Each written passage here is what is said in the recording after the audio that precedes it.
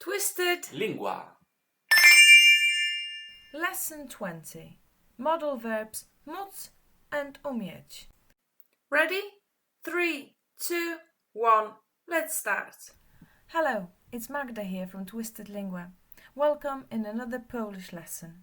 Today we are talking about modal verbs móc and umieć. And what is the difference between them two? Are you ready? Let's start. English modal verb can be translated in Polish into móc and umieć. The verb móc is a modal verb. It's used when you give or ask for permission. And like in English, it is followed by an infinitive. Móc belongs to the first conjugation and it conjugates like this. Mogę, możesz, może, możemy, możecie, mogą. Note that the first person in singular and the last person in plural again look slightly different. This is something common that g will change into ż in Polish language. Let's have a look at some examples. Mogę włączyć telewizor? Can I turn on the telly? Możesz otworzyć okno? Can you open the window? Ona nie może iść do kina. Ma dużo pracy. She can't go to the cinema. She has a lot of work. Mamy pieniądze. Możemy pojechać na wakacje. We have the money. We can go on holiday. Nie możecie tam iść. To niebezpieczne. You can't go there. It's dangerous. Kasia i Nina nie mogą do nas przyjechać. Jest koronawirus. Kasia and Nina can't come to ours. It's coronavirus. And now let's have a look at the modal verb umieć. It also means can, or more, to be able to. We use umieć for ability requiring knowledge or skills. And again, it joins with infinitive.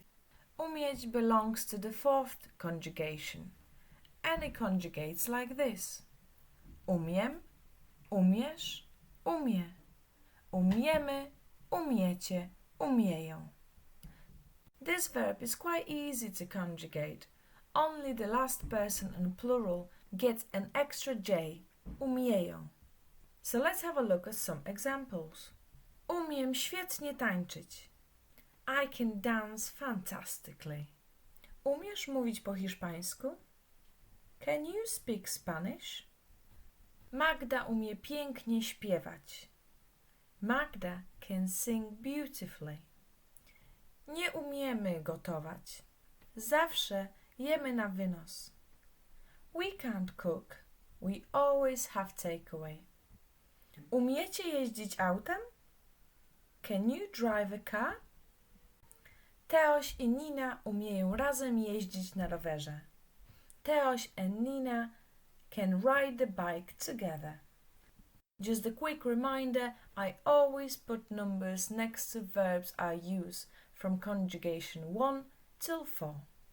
But if you're still unsure about conjugations, visit our Facebook page at Twisted Lingua, where you can find all the relevant information. Now grab some paper and a pen and translate these sentences into Polish. Can I open the window? Can you dance? We can cook very well. Can she smoke here? We can swim well.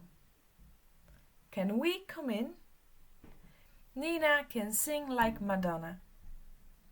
Sergio can dance like Michael Jackson. Wspaniale!